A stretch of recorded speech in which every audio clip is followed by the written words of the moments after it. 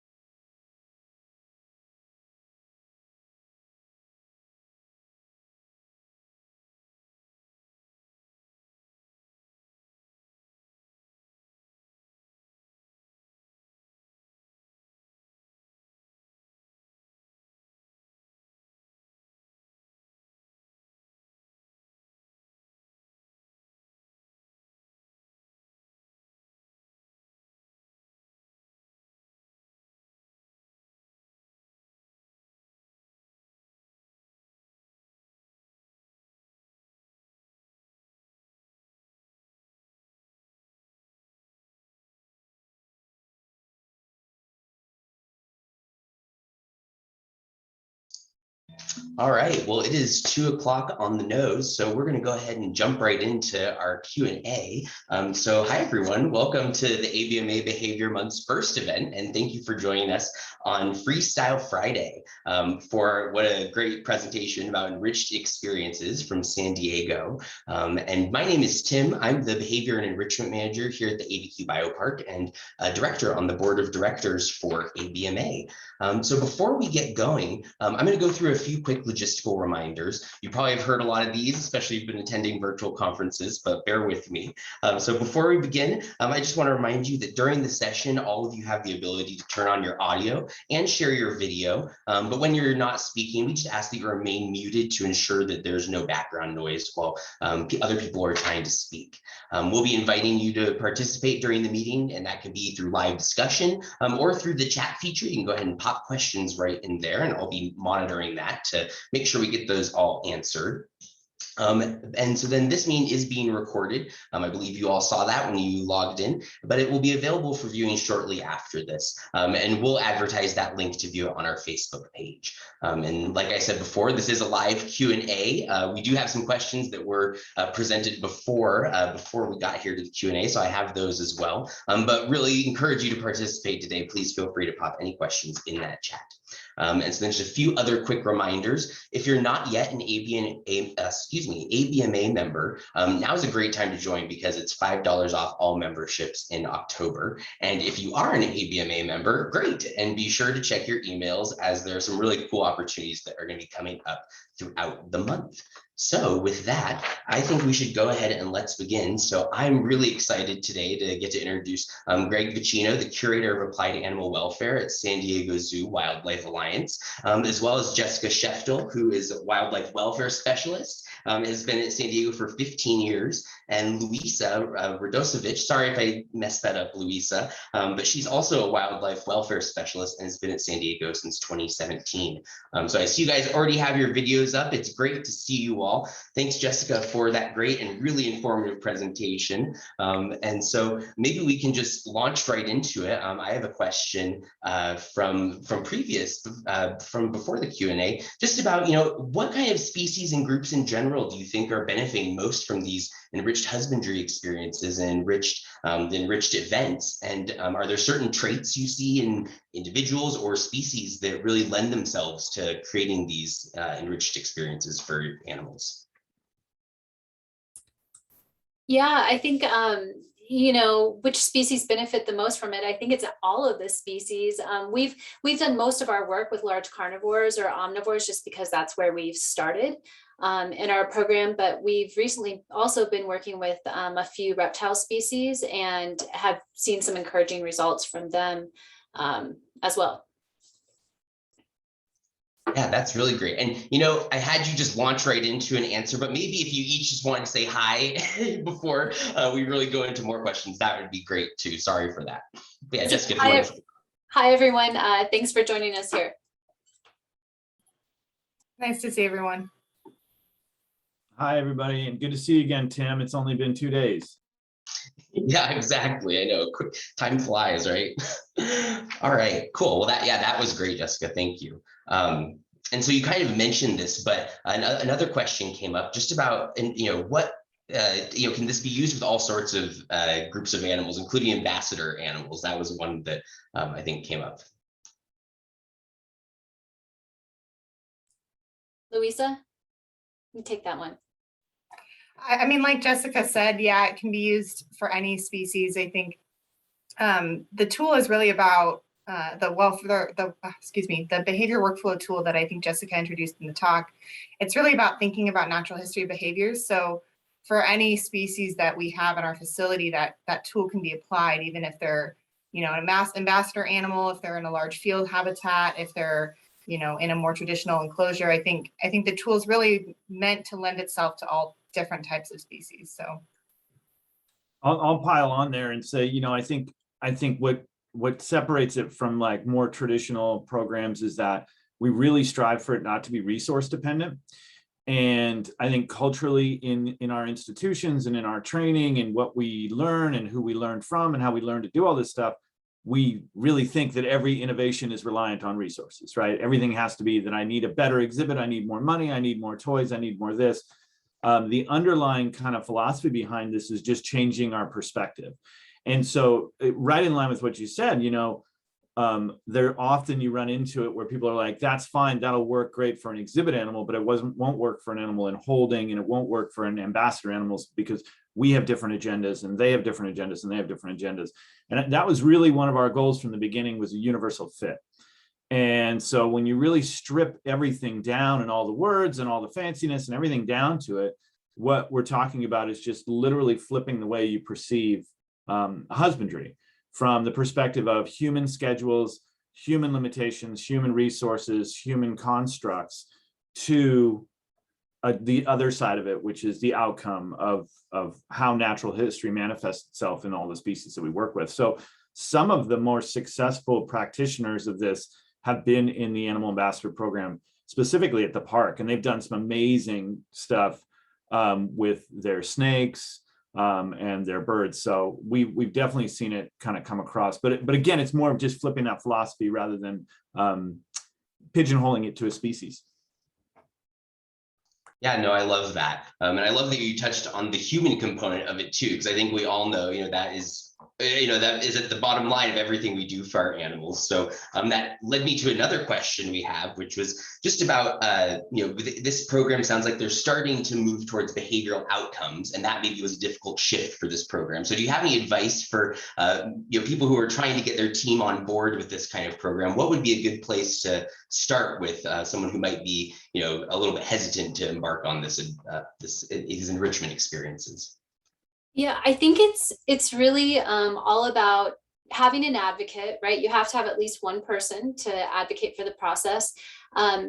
And then also really always thinking and reminding people that the animal is first, and that anything that we're trying to do is in an effort to increase the welfare of the animals that we care for.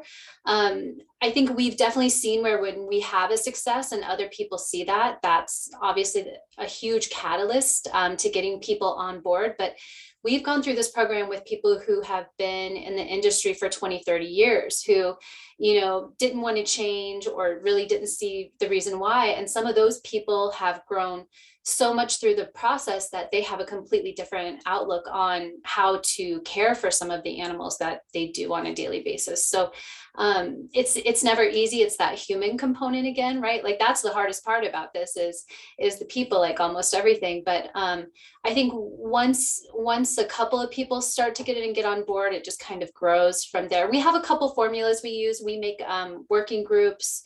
We do different things like that, but it's really different for each department and each institution too. It's critical that the leadership is engaged and providing that critical component of removing the roadblocks.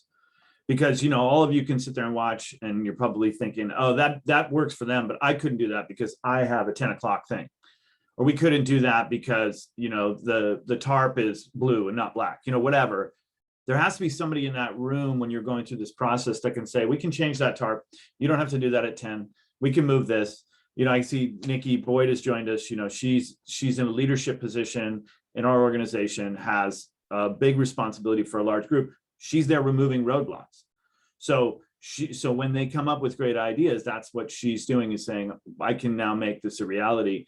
And I would also suggest picking like the most obvious thing first, along with the most obscure. So I would say pacing tiger is your first target, right? Because as soon as somebody sees a reduction in pacing, they start to change their perspective on you, right? They start to change their perspective about how effective something is as soon as they see that behavior change. And if it's a blatant, obvious behavior like pacing, and it starts to disappear, that gets the momentum. And then pick something completely obscure, you know, the armadillo or the naked mole rat. And when you put it in a situation for it to express its natural behavior, and they see a behavior they've never seen before, or they never thought it could do. You know, we've had penguin keepers say, we didn't think our penguins could hunt, and they can hunt. Obviously, they're built to it, right? But once you see it, then that starts really pushing the ball down the hill. I'll also add that it's an opportunity for our care specialists to learn about the species that they care for. I mean, we've seen keepers who have been working with the species for, 15, 20, 30 years, who have gone through the process of developing experiences and have learned so much about their animals just through that process. So I think, and again, that goes into what Greg said about having leadership support. If you have leaders that are able to support your teams and say, I'm giving you the time to sit down and learn about the natural history of the species and apply that to our husbandry, it's giving opportunities to the care specialists as well, those learning opportunities and that career development as well. Yeah, no, that's great. I can only imagine the creativity that gets going when people have the opportunity to kind of express it in these ways. I want to go to the penguin example you talked about, Greg, because I just loved that, what you talked about, Jessica, in the presentation, how you were able to test out kind of the ability of the penguins to actually catch the fish. But I was wondering for other animals where there might be more of a leap of faith required, like, was it Diego the ocelot? I loved his dismount. When you're kind of approaching something like where he's going to involve climbing and being up high, how do you assess those risks before you embark on something where you can't just test it, like seeing if the penguins can catch the fish out of the water? I think, again, that goes back to having leadership in the room, right? It's up to somebody saying, we've assessed the risk, we've discussed it as a group. I think that's super important, is to hear everyone's point of views. Obviously, we don't want anyone to feel like they're putting the animals they care for in a dangerous situation. But I think it's the discussion, and then it's having someone in the room to say, you know what, I'm fine with it. If something happens, it's on me as the leader. We've determined that we've assessed all the risks. So I think that's an important component. Greg, I don't know if you have anything to add. I do, and it kind of ties into a question that just came up in the chat. Sarah, I saw your question as well, and I think we can ping on that. But one of the things that I think we have to really be honest with ourselves about is we have to have that open conversation and recognize that we all want what's best for the animal, right? The idea, we can disagree on how we get there, but the emotion and the passion in this industry automatically puts us at I care more than she does, right? Because I think this is right, and I think she's wrong, so I care more than she does. It may not be conscious, but it's happening. And that in itself is a roadblock. That in itself stops you from getting past that and going for it. And then again, this is really reliant on good quality leadership and understanding the roles and responsibilities between who's making decisions, who's influencing those decisions, who's executing those decisions. And I think those are uncomfortable conversations to have, I think, for a lot of people in this industry. And I think it's something that we really need to do before you embark on something. If it's revolutionary or innovative or even different than what you're used to, I think you have to have those conversations first. Yeah, no, that makes complete sense. So yeah, Greg, you point out we have a few questions here in the chat now, so maybe we can start touching on those. So Sarah, she's saying that a lot of her higher ups like stats and figures, and what kinds of evidence or papers are out there to support the benefits of this kind of program? So we're really prolific writers. That's not accurate. We have been really bad about publishing anything about this, but there's a handful of articles out there, and I'll look them up and put them in the chat. But we did an article about behavioral diversity as a potential indicator of welfare, and in that we outlined the process, and there's some pretty striking information in there that I think is pretty profound. I just stumbled across a website, and I'll put it in the chat, but it's a little bit. It's called Conservation Evidence. And so basically you can search for any sort of, within these areas of these topics, you can search for any of the published articles that are in that. It kind of gives you a little synopsis. The managed care section, I tooled around it with today. It's a little bit outdated. And it's not necessarily complete. It's kind of like a Wikipedia page. I think people have to feed into it. But there's some really great stuff. I mean, I think we all know that. Oh, thank you, Jess. That, if you feed cats in a way that matches their natural history, their behavioral repertoire changes to be more like a natural cat. And that, I mean, we've been listening to that from, since the late 90s. So there's tons of evidence for those kinds of things. And that's essentially where we're getting with these approaches, is saying, let's not look at these findings as one-offs. When animals eat the way they're supposed to, the way their physiology is designed to eat, and that's fundamentally different depending on what you are, their behavioral repertoire becomes more rich. There's plenty of research on that kind of stuff. So I think, again, the mission is to not be resource dependent. The mission is that these types of things should be simply a change in philosophy and a change of structure within your husbandry routines, as opposed to massive changes in infrastructure.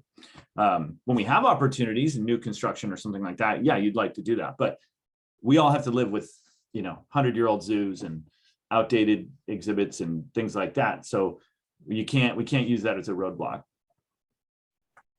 And if I could just add, just watching Greg and Jessica and Louisa be so successful, and just, even having a wildlife care specialist put a PowerPoint together and present at one meeting, and the word gets out, and they want them, oh, can you come to the director's meeting? And then the word gets out, oh man, like everyone's mind's getting blown that we're doing this. It doesn't necessarily have to be a peer-reviewed, presentation. Just the concept and the philosophy, it catches like fire. And so many departments are now doing it. And as far as the ambassador goes too, the roadblock of, well, we can't have a rain event because we're indoor and they live in holding. My team has figured out how to have a rain event for a 10 rec with putting ice in a cup with holes in the bottom and having it slowly drip out. And so I go to as many of these meetings as I possibly can, because I love the creativity and the learning and the information exchange. And so getting different team members from different areas to come join these workflows just brings in so much more creativity, and then sometimes resource. So sometimes my ambassador team is, well, I can walk the porcupine through your habitat as long as it's approved by, from the vets. And I could give you, leftover hay or shavings from a guinea pig if you want to have, a rodent eating experience. And so I just love the collaboration between the different divisions. And we certainly, have a lot more that we can be doing, but I just love seeing it just continue to grow and build. And by sharing the successes, then it inspires more areas to want to do it. So maybe just start small too. There's one thing I want to point out that Nikki kind of reminded me of, that, the presentation that you guys saw that Jess gave, that's full of examples, right? And those are like those are big ticket examples, home runs. But the underlying philosophy is way more subtle. And in a lot of ways, it's simply things like letting animals do the stuff that you would do for them. And so when people talk about resources and time, we were talking with elephants the other day, and it's like, why don't you let them make their own wallows? And it's like, there's 20 minutes of my life back. Thanks for that. And I've made their life richer, right? And it was something that we just never even thought of. you know, in 20 years of doing this, never thought, why don't you just let them make their own? You know, like you don't have to dig the stupid wallow, and think about what that's doing for them. And again, then you have that time back. So it's little things like that. Again, we highlight the big exciting ones, but it really you can apply it to everything when it comes to a husbandry perspective. I don't know, I think that's pretty big and exciting. I can think of a lot of hoofstock keepers that would love for their animals to make their own wallows. So I love that idea. So let's go to Kelly's question. What do you do when keepers disagree on the physical goals for a senior animal?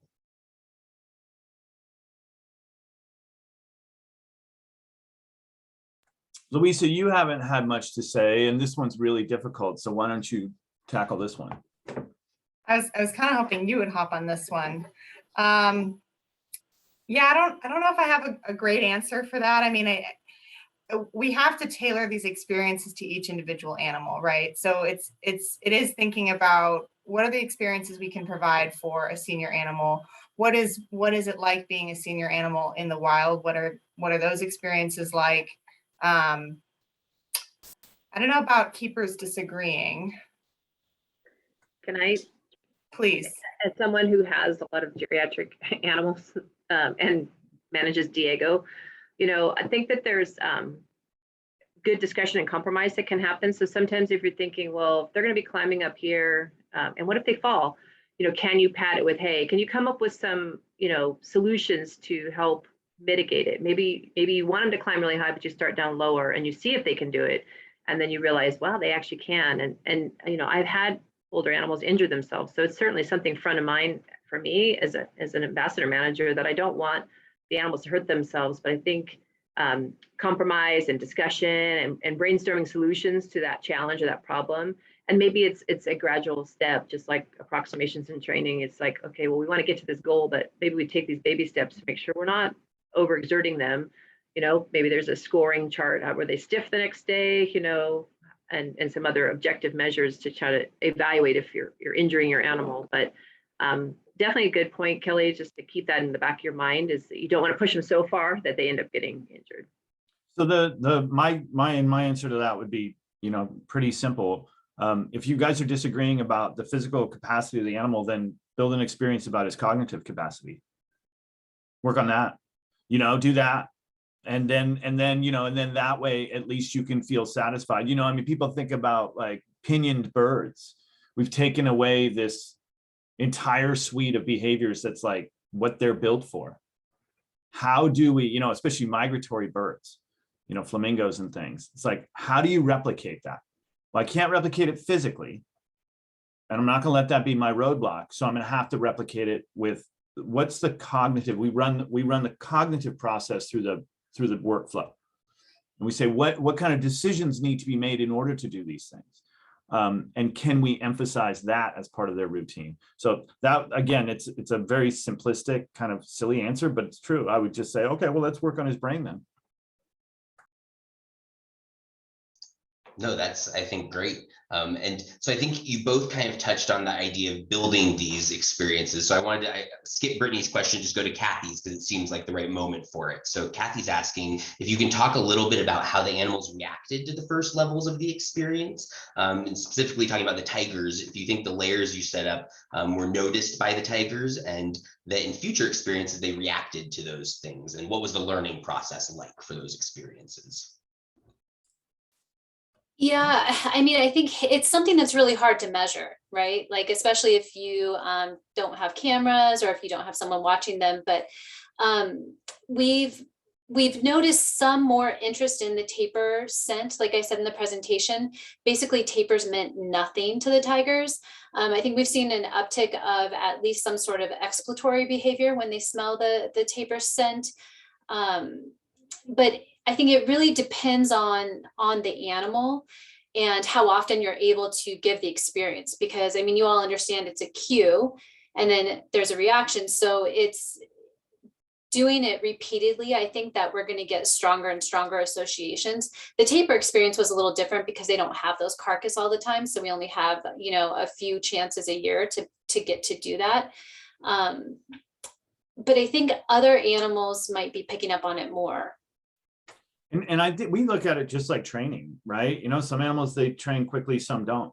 But if you break down what she's talking about, it's the same thing, right? So it's some sort of a cue, some sort of behavioral response, and the reward.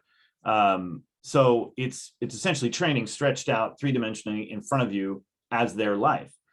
So some go quickly and some don't. And I think we've seen some of our cats have been like, especially the babies who were raised in it, they're completely fundamentally different cats. If you go in and flip over a piece of bark in their exhibit, when they walk in that exhibit the next morning, they're on high alert and they investigate that whole exhibit because they know something's changed. With the older cats, are like, my food was here and now it's not. Where's my food? You know, it takes a minute. They're not as engaged with their environment. So you have to be patient with that. We see a lot of folks, you know, maybe struggle with how long it can take. Some of our working groups have taken years to do anything. And I know that sounds silly, but it's true. Like some have taken years. Others have just skyrocketed and do it without much guidance at all. So there's a lot of variability in there. We don't see as much, and I just want to say this because I get this a lot. I hear a lot of people have this concept that new novel things can be scary and animals are scared. And I know, Nikki, you guys have talked a lot about resilience and building resilience in animals and building animals that are capable of that kind of stuff. We've never really seen it where it was like, that's 100% fail. You know, we have a pretty high level of success. You don't see a lot of, you know, and again, these things are really subtle. They're mostly about changing your approach as you build up to it. Didn't we even say like a failure can be a success too? Like, I forget which species, but something failed and we're like, but that was a success and us learning what it could or couldn't do. Yeah, it absolutely did. It taught us what we should do the next time too, right? And how to move forward with that. And it was still a learning experience, which is critical. And I just wanted to add back on, and the way we measure success a lot of times is we try to go back to those workflows and look at the outcomes. So we look at the behaviors that we set out to elicit. And if we're seeing those behaviors and if they're at a frequency and they're diverse with each other, then we feel like we've had success. So that's an important part of the tool, is using it to go back and reassess that you're actually getting the results from the animals, that it's not just about the animal reacting to a scent, but that you're seeing all of those other behaviors that you were trying to get from the animal as well. Yeah, no, that's absolutely great. All right. So we have about 4 minutes left. So if anyone has any last questions, feel free to pop it in the chat. We're going to go to Brittany's question, though, which is that our biggest struggle is applying concepts like this for our larger hoofstock and herd animals. Can you touch on successes you've had for animals like that? I'll hop onto this one since I work at the safari park. So we have a lot of herd species and a lot of multi-species habitats. Some of the working group concepts are a little newer up here, so we're still in the early stages, but we have developed some experiences. I actually see Eunice on the call. She's in our south run, and they just did a really cool experience for the black rhinos in one of our habitats. And what was really cool about that experience, it was an elephant interactions experience. But the lead talked to me about it and was saying how that's an experience not just it was developed for rhinos, but there's so many species in that habitat that they really had to consider what that experience would be like for the giraffe, the roan, all the different species that were in that habitat as well. And they actually did see some behaviors as a result of that experience from those other species. So it's about thinking about those behaviors. Another thing that I think is interesting is the importance of challenge if we're talking about social species. I think that's something we forget about, how important challenges can be for group living animals. Our Rhino Rescue Center did an experience where they put lion scent outside the habitat. And you saw, as a result, all of this anti-predator behavior. The group really came together. They were doing a predator circle. The young rhinos were staying close to mom. So it was a great opportunity for those rhinos to kind of bond socially. So I don't know if that answered your question, but it can be a challenge, but it's the same process. My go-to with hoofstock, especially large hoofstock, is and big groups and big social groups, and something at the safari park is you know, if you think about where those animals come from, almost all of them come from an environment that has dramatic seasonal changes. And those dramatic seasonal changes change resource availability, resource location, and even resource type, right? They could be eating a certain type of food all the time through the wet season and then never seeing that food during the dry season.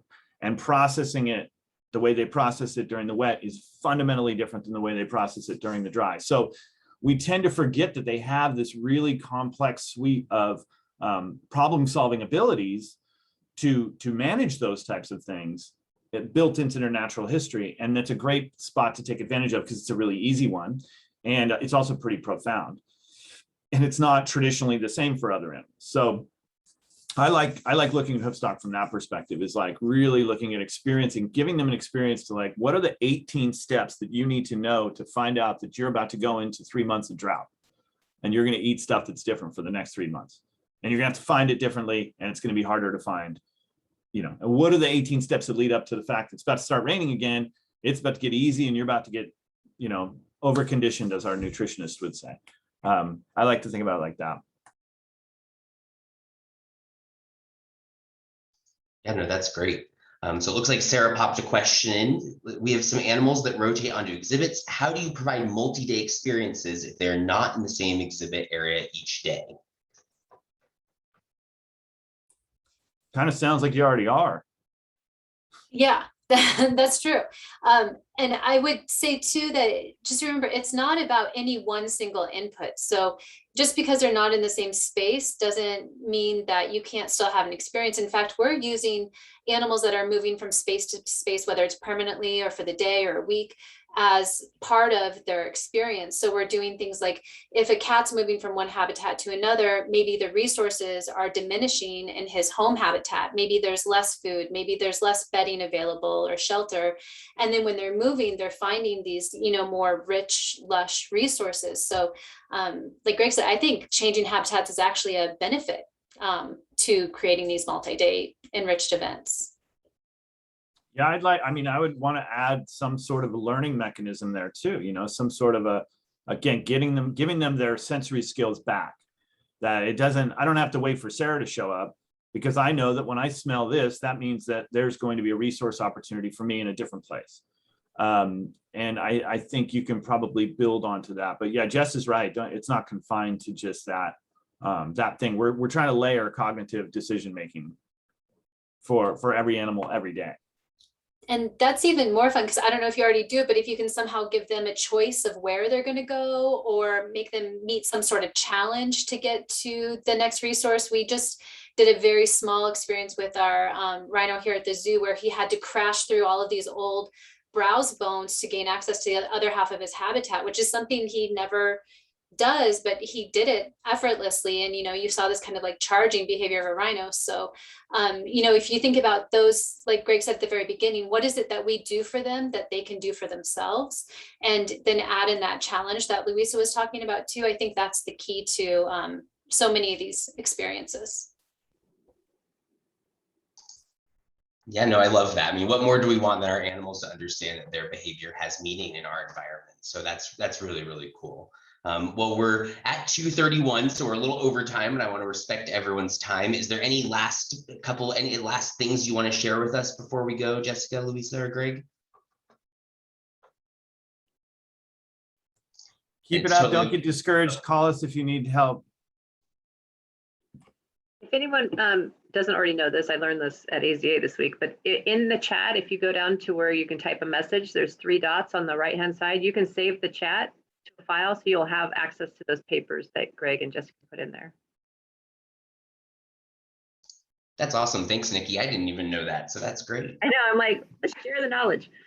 Yeah. Just like Greg and Jessica and Louisa just did. So excited that you're keeping this conversation going, and I look forward to the growth of it, not only for our institution, but for the industry. So very excited we were able to share this big, far and wide. Yeah. Thank you so much, Jessica and Louisa and Greg, for your time today. Jessica, I saw you unmute. Did you have something you wanted to add? I was just gonna say thanks. Thanks for being here. Yeah.